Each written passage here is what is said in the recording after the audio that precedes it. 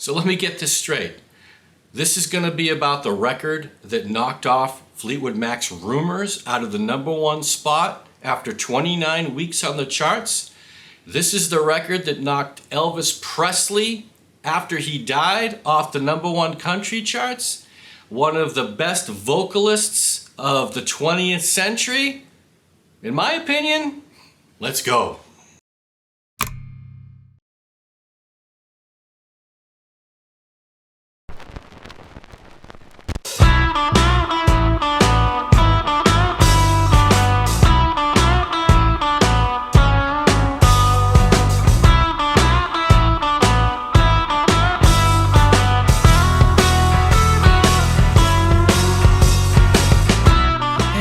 Thanks for joining. Yep, you've reached the Modest Audiophile channel, and my name is Mark. And if this is your first time here, thanks for finding your way to the channel. I appreciate it. For those of you that are returning, thank you so much. Wow, I'm coming back for more. I really appreciate it. So, what are we here to talk about today? Well, like the intro said, we're going to talk about an incredible album. But let me set you up how I got here, okay? So I am working on a project for the channel that's taking a little bit of time. It's going to be about it's going to be a comparison video for one of my desert island albums. So I'm spreading it out because it's a long album and I want to make sure that I don't get burned out on it. So the other day I grabbed another record that I bought from the used pile from a local record store a couple weeks ago, and I just wanted to give it a listen and see how it is. And what that record was, and this is not the review today on this, but I got to set it up. What it is the Quadrophenia motion picture soundtrack. Yeah, when I bought this in a quick hurry, I thought it was the Quadrophenia album. But anyway, I put this thing on, and let's just say I was less than amazed. In fact, I didn't even listen past the second song. I just wasn't digging it. The soundstage wasn't digging it. It wasn't doing it for me. So immediately I said, okay, well, let's put on the other album that I haven't listened to yet and see how that goes. And you guessed it, that album, and what we're here to talk about today is Linda Ronstadt's Simple Dreams. Yeah, this album. So before we get into this album, let me explain a little bit maybe how I got into Linda Ronstadt. Oh, geez, in 1977, I was 8 years old, and she was on the radio all the time. Vague memories I can remember that, but what has stuck out to this day was, I believe she did a TV performance, or rather she did a concert in Atlanta in 1977. I want to say it was probably December from some subsequent research. And this is the one with the flower in her hair. We'll get to that in a minute. But for a young 9-year-old, 8-year-old, I took notice. So I've always liked Linda Ronstadt. I mean, who couldn't? She's got, as I stated in the beginning, she, in my opinion, has one of the best voices of the 20th century.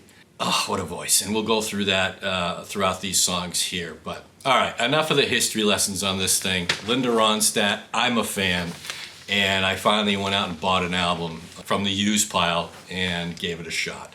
So let's talk about this a little bit. This album, we'll do a little background first. This album was Linda's 8th studio album. It was recorded at the Sound Factory in Hollywood, California between May 23rd and July 22nd of 1977. And it was released on September 6, 1977. The label was Asylum. Producer was Peter Asher. Got a little Beatles connection there, and we'll talk about that as we go on throughout the course of this little video. There's a couple Beatle connections here. Always a Beatle connection. And it was mastered by Doug Sachs at the Mastering Lab. All right, so a couple more things about the album, and then we'll get into condition and packaging, and then most importantly, how it sounds, right? All right, so Simple Dreams, like I stated, is the 8th studio album by Linda Ronstadt. It was released in 1977 by Asylum Records, like I stated earlier.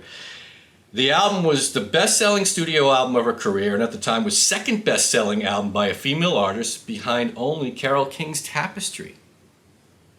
Everything has changed in the 21st century, but back then, that was a big deal. Simple Dreams spent 5 successive weeks at #1, yes, on the Billboard album chart in late 1977, like I stated earlier, displacing Fleetwood Mac's Rumours, after it held that position for a record-breaking 29 weeks. It also knocked Elvis Presley out of the #1 position on the Billboard Country Albums chart after The King had held it for 15 consecutive weeks following his death in August. Simple Dreams was Ronstadt's 5th consecutive million-selling album and sold over 3.5 million copies in less than a year in the United States alone. A record for a female artist at the time. Among female recording artists at that time, only Carole King with her album Tapestry had sold more copies of one album. A couple more things here real quick. The album was such a success that Ronstadt became the first female artist in the first act overall since the Beatles to have 2 singles in the top 5 at the same time. The platinum certified Blue Bayou, #3 pop, #3 adult contemporary, and #2 country, and It's So Easy, #5 pop. You gotta remember, It's So Easy was actually originally recorded by Buddy Holly and the Crickets in 1958, but had failed to chart in its original version. We'll talk more about other individuals and artists that were part of this album, either from a performance perspective or writers as we go through song by song. This thing is loaded with, like I stated earlier, Hall of Famers, or should be Hall of Famers, both from a performance, musicians, or from a singer, or from a writing perspective as well, songwriting perspective as well. All right, let's talk about the packaging real quick. So this album is in a gatefold style. Here's the cover. Open it up. Look at that inside. I'll put a picture on there. That's the band. Love that insert. And then on the back side, yeah. Now, what came inside of it? There was a little bit of candy.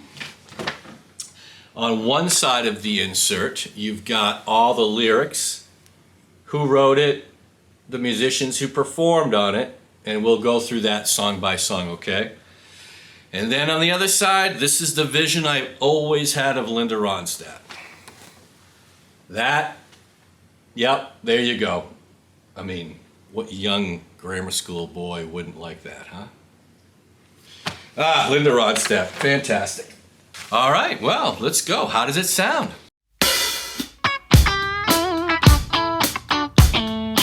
Next, let's talk about how I set up the system. Again, for those of you who don't know, you can check out my system in the description below. Really quick though, I'm putting this on an Audio-Technica turntable with an upgraded cart. It's going through a Pro-Ject 2-box S2 Phono preamp into my Rotel A11 Tribute integrated amp, and out these Wharfedale Denton 85th Anniversary Edition speakers. I said that right this time. First off, let me just say how it sounds. I could listen to this record for days. I could listen to it every day for a month, every day for 6 months, every day for a year probably, and I wouldn't get sick of it. Just buttery smooth album with some kick, some punch. Well, let's go through it all here, okay? How does it sound? Well, let's talk about how I set it up first. So I set the volume up on the amp to 73. If you noticed in the past, I usually set it to 74. This one I had to turn it down a bit if I wanted to get to my average decibels, and we'll do that in a second here. But I had it set for 73 this time. Speakers are 10 feet apart and I'm 10 feet away in the sweet spot. I did a couple decibel level checks, and the first song on the album, I did it, It's So Easy. Put the picture here. Got a low end of 72 dBs, a high end of 95, and an average of 85 dBs. Right there at the top of my, 85 dBs is really where I don't go above that too often. And in this case, it was punching through just fine. In fact, I had to turn it down to 73 to get an average of 85 dBs. Typically, I'm usually at a 74 or 75 on the amp. So this album, in my estimation, was cut a little hot, which was good. And this thing only got better with more volume, by the way. All right, and I did another dB check on Poor Poor Pitiful Me right here. Low end was 47. Yeah, 47. What I do is as soon as the first notes are heard on the album, I hit reset on my dB meter, and this is what I come up with. So it was 47 for the low end, 95 for the high end, and yep, 85 average. So pretty much 85 throughout the entire album at the volume of 73. All right, soundstage and separation. And that's really what I'm here to talk about today. I was so surprised coming from the Who original motion picture soundtrack of Quadrophenia. I wasn't digging it. I didn't dig the soundstage on that.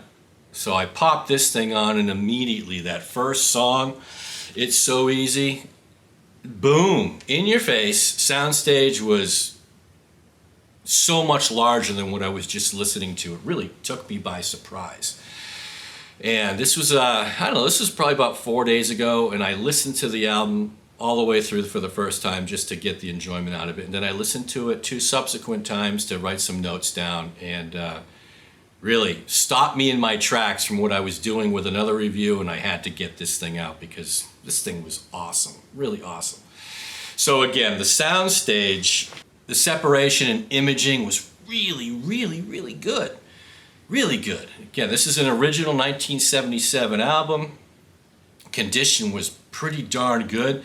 No issues on the vinyl itself.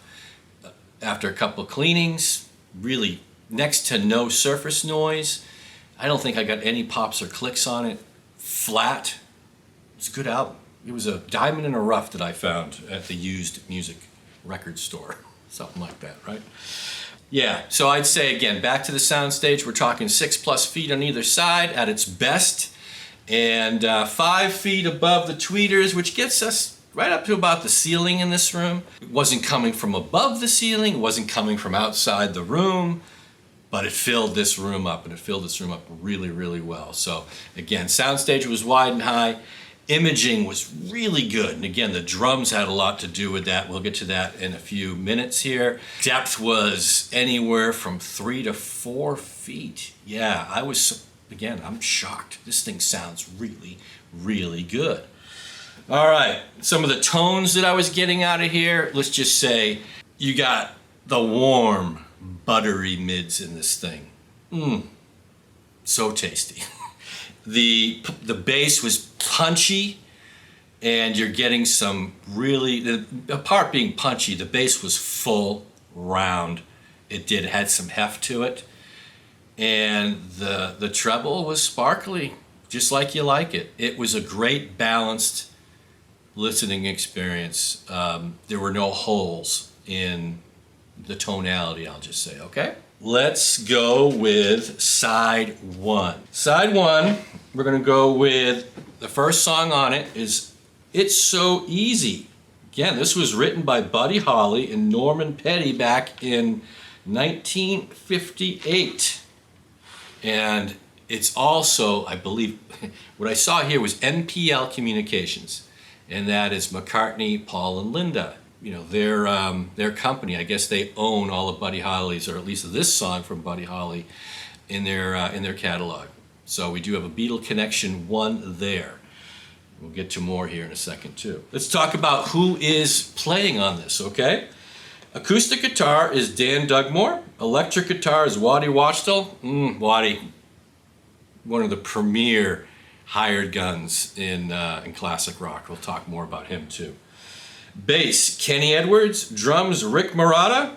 Clavinet, Don Grolnick. Backing vocals, Peter Asher, Kenny Edwards, Linda Ronstadt, and Waddy Wachtel. So again, for those that don't know, Peter Asher was a British-born musician back in the 60s, Peter and Gordon. I don't know a lot of Peter and Gordon songs, I'm not going to lie, but I know Peter Asher. If you listen to the Beatles channel on Sirius XM radio, Peter Asher, from that time, was friends with Paul McCartney. In fact, it was Jane Asher that was Paul McCartney's girlfriend at the time of the Beatles' initial success before he met and fell in love and then married Linda Eastman. So we've got another connection here as well to the Beatles. Always a connection to the Beatles. All right, now back to the song here. The first note is a punch to the center of the chest. And that's what I was saying. I mean, listening to the Who Quadrophenia soundtrack, not liking it, putting it away, putting this on, putting the needle down, and boom, you know the song, you know what I'm talking about. What force, what punch did I get from that first note?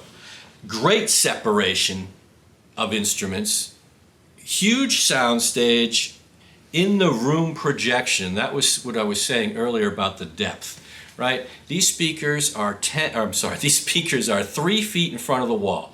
They're rear ported. And what I was getting was, I was getting depth in the image from the wall out into easy a foot into the room. No one was more surprised than I how good this soundstage and imaging was. Really, I'm amazed. Cowbell, we have cowbell on this song, and it is clear as day.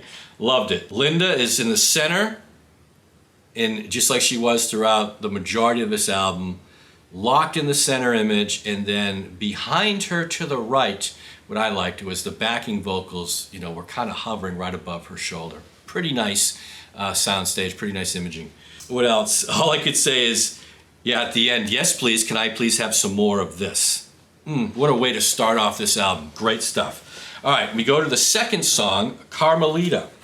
Carmelita, this was written by Warren Zevon back in '72. Who plays on this song is acoustic guitar is Dan Dugmore and Waddy Wachtel. Electric guitar is Waddy. Bass is Kenny Edwards. Drums and syn drums, Rick Marotta. More on that in a second. Organ is Don Grolnick, and background vocals are Kenny Edwards and Waddy. So this song, like the album, is quite diverse. You have a lot of different styles on this album, and I think it's probably one of the reasons why it sold so well. It was in so many different categories, meaning so many different album lists, right? Being it pop, rock, country, it scored well in all of them. So Carmelita, this is story time, although with a very tough subject matter about a junkie, and just, it's one of those sad country songs. Very nice, very nice. Great separation, what I put down here. Great recording. It's fairly sparse in the amount of instruments on it, which lends itself to just hearing more air and space in that recording. Really, really well recorded. Those I put here, those killer vocals were locked in center. The drum, yeah.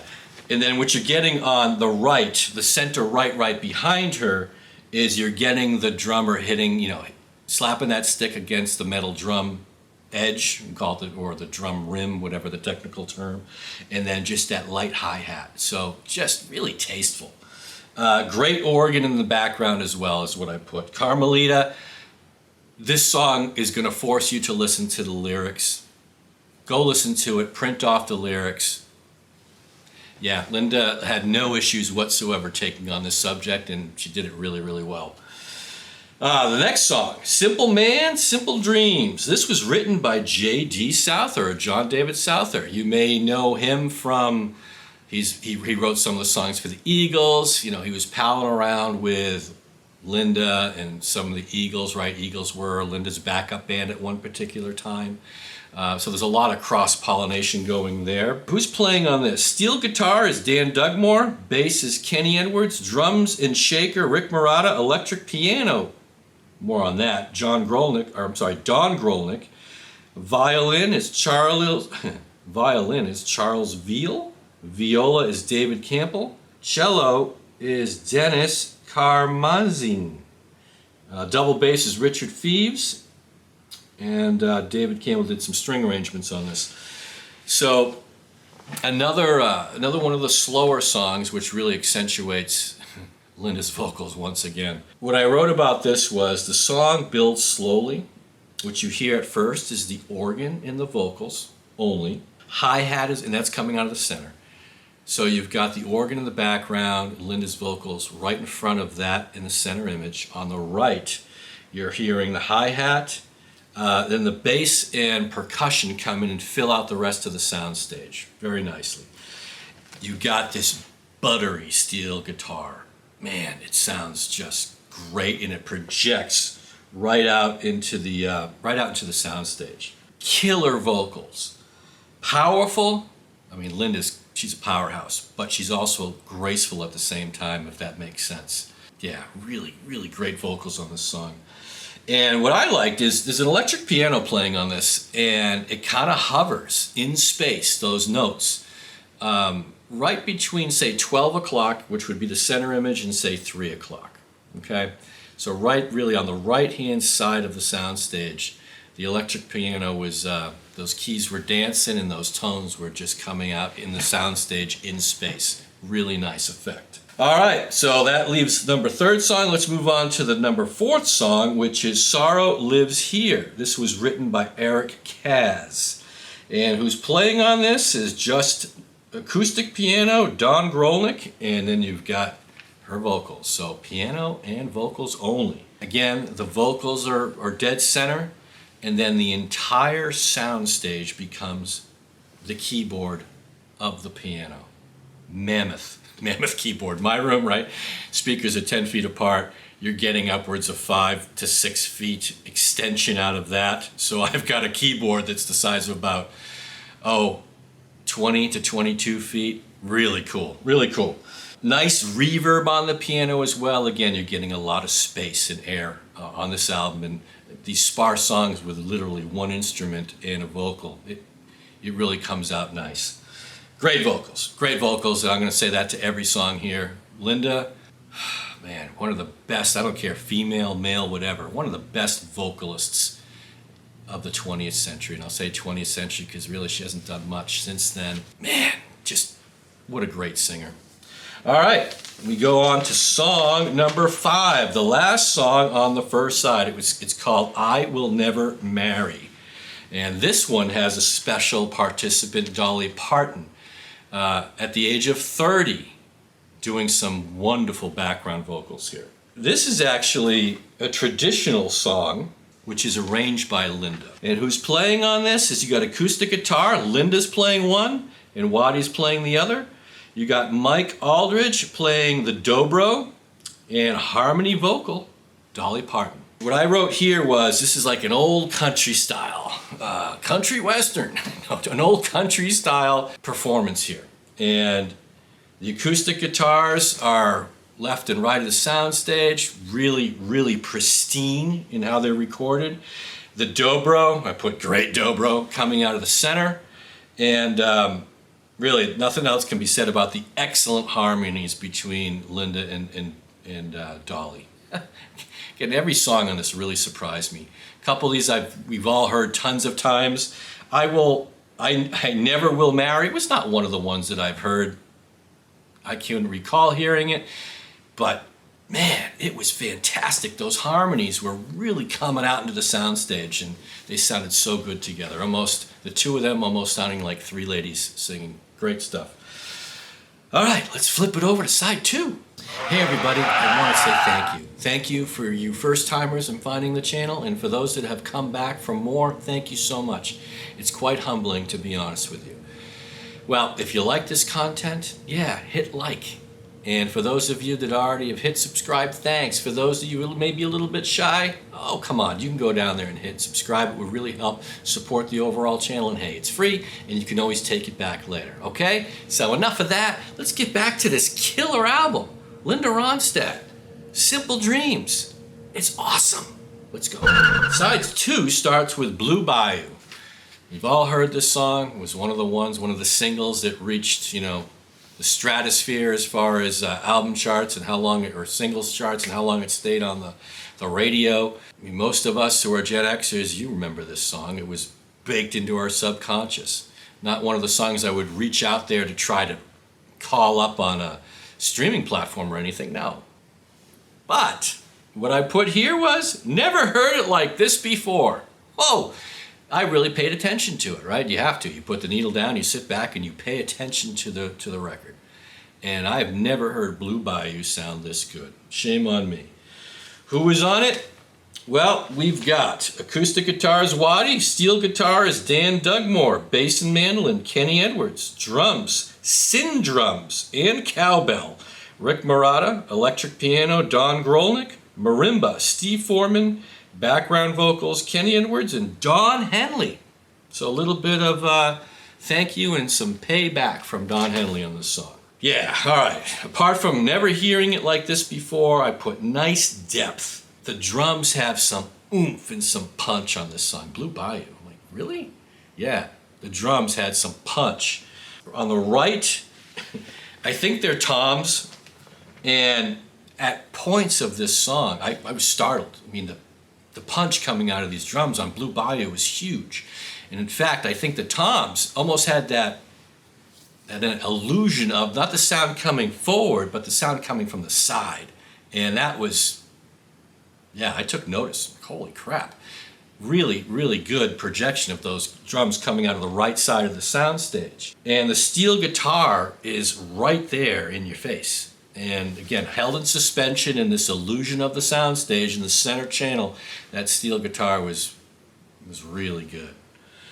All right, now we go on to probably arguably what I thought was maybe my favorite song on the album, but I'm not so sure anymore. But definitely the song that gets my toes tapping. And that is Poor, Poor, Pitiful Me by Warren Zevon. Who is on this one? Well, acoustic guitar, Dan Dugmore, electric guitar, Waddy Wachtel, bass, Kenny Edwards, drums and syn drums, Rick Marotta, clavinet, let's try that again, clavinet, Don Grolnick, tambourine and maracas, Peter Asher, background vocals, Kenny Edwards and Larry Hagler. All right. Poor, Poor, Pitiful Me. First thing I said was, love this song. Punch and driving drums. It's really driving this entire song. On these more rock-centric songs on this album, oh man, the drums are really powerful. All right, great soundstage, wide, big, and tall. Arguably, it's one of the best on the album. The syn drums. Right? I guess maybe the first time we heard those electric drums. And how they used them in this, on this song, in the soundstage anyway, is they were popping in space all over the place. Very cool to experience, quite entertaining to listen to, a lot of fun. I'd never really heard, right, I've heard this song, I've said it before in other reviews. Poor, Poor, Pitiful Me, yeah, by Linda Ronstadt. I'm not turning the channel, absolutely not. But I'm listening to it in the car, or I'm listening to it on streaming on Pandora or Amazon Music or something else out on the boombox during barbecues or whatever. I have never heard it, to be honest, on a modestly priced hi-fi system. And oh my God, I did, because this was so entertaining. Those syn drums were popping all over the place. Really cool. What else did I put here was that you got some nice fat bass. And then Waddy's just got those killer 70s crunchy guitar tones, man. You know Waddy, right? He's played with Keith Richards. He's played with a whole host of other artists. Again, one of the unsung heroes and gunslingers of classic rock. Love Waddy. And then the last thing I'll say about this is during the breakdown, right about 2/3, 3/4 of the way through the song, you get a really nice acoustic sound before the thing builds back up for its final conclusion. Just an overall extraordinarily well-recorded song, great soundstage and imaging. This was a really good one. Poor, Poor, Pitiful Me. All right, then we move on to the third song on side 2, and that's Maybe I'm Right.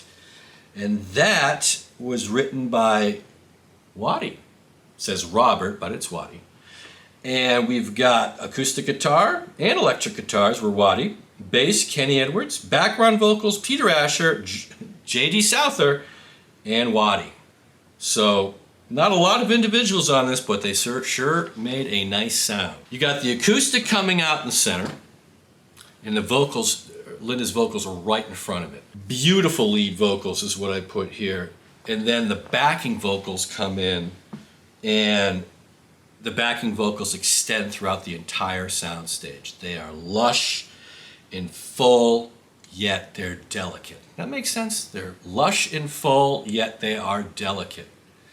Great backing vocals. Just, you got so many artists on this album that really did nothing but try to get the best sound and best performance on tape, and it really comes through. These songs are fantastic. Yeah, awesome image separation, and as you come to the end of the song, like maybe the last 20, 30 seconds, I could have swore I heard a Beatle melody in there. I couldn't tell you which song.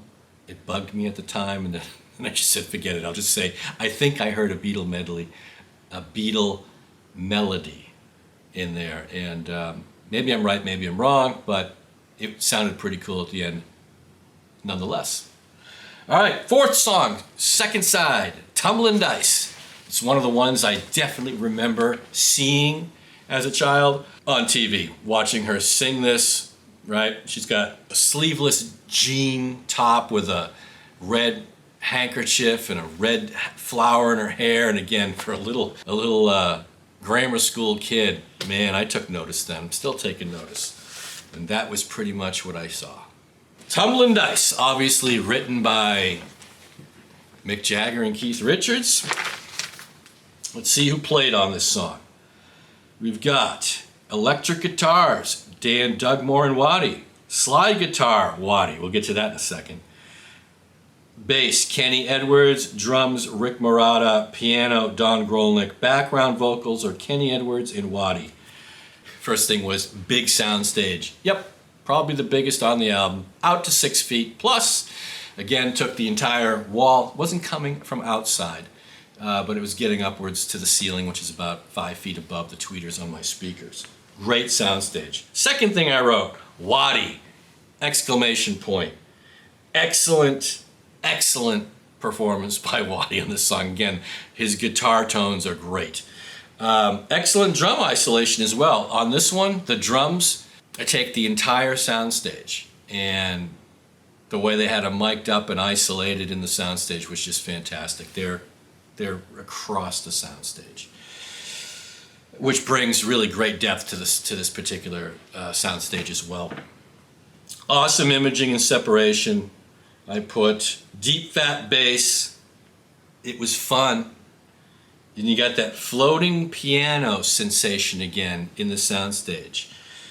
Punchy drums, and this may be not confrontational. Well, I hope not. What I will say about this song, and some may find this that I'm completely off my nut, which probably most of you do anyway, or some just might agree. But let me say this. All right, this song, Tumbling Dice, on this album, you can't really compare it to the Stones original, right? Coming off Exile. That album, the Stones album, was recorded in a basement of Nelcott, the house, the castle that they rented in France.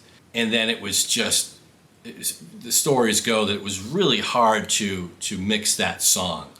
So I love that song, don't get me wrong. The original Stones, there's no song better. Tumbling Dice on that is arguably one of my favorite songs on that album. But, for this song, and this is where I guess I'm going to come out, and again, you may think I'm nuts, I think this song was recorded better on this album, meaning the soundstage and the imaging of this song, dare I say, is better than the one on Exile. Not a better song, but possibly just better recorded, because I was blown away.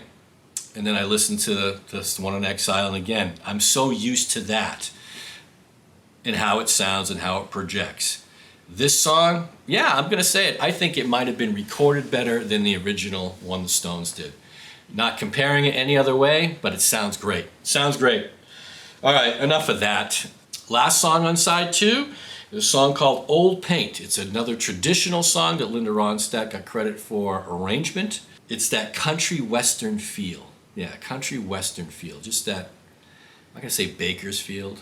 I'm out of my depth when it comes to that. But I just got that feeling of an old country western song. Great story time. Linda, perfect vocals for the song. In fact, my first note on here was just perfect. It's the perfect recording. Regardless of whether you like the song or not. It's just perfect recording. Sounds great. Awesome recording is what I said. And that's really it for this album. I had so much fun. In fact, I listened to this, no lie, 4 more times. 2 more times just for enjoyment, and 2 more times, or 2 times for pure enjoyment, and 2 times just to write notes on this thing. Again, nobody was more surprised than me. Again, always been a huge Linda fan. Yeah, especially this time frame. This was my favorite time frame. There's always a big place in my heart for Linda Ronstadt. What a great album. What a great artist. What a great vocalist. All right, enough of that. Oh, yeah, so this album here, I'll put up the information from Discogs, okay? I bought this album for $15. $15, yes, at the Pitchfork Record Store in Concord, New Hampshire. Again, this was another one that came through in a recent collection that somebody had sold to the record store, and I sat down and picked my way through it. This was a gem. So that's it, everybody. A killer album, killer recording, killer vocals, killer musicianship, a lot of fun, a lot of fun. So do yourself a favor, go out to your local used record store, try to support the local community. I got this for $15. It's a 1977 original US pressing. I'm sure you can find one out there too, because she put out a lot of these albums. And you'll be as surprised as I am. This thing sounds excellent. It really does sound excellent. Soundstage imaging, great. Punch. This thing's gonna pop you in the chest and let you know about it from the first note of the first song of the album. So yeah, plan some time to go out there, find it, kick back, put it on the record player. When it's convenient for you, grab yourself your favorite beverage.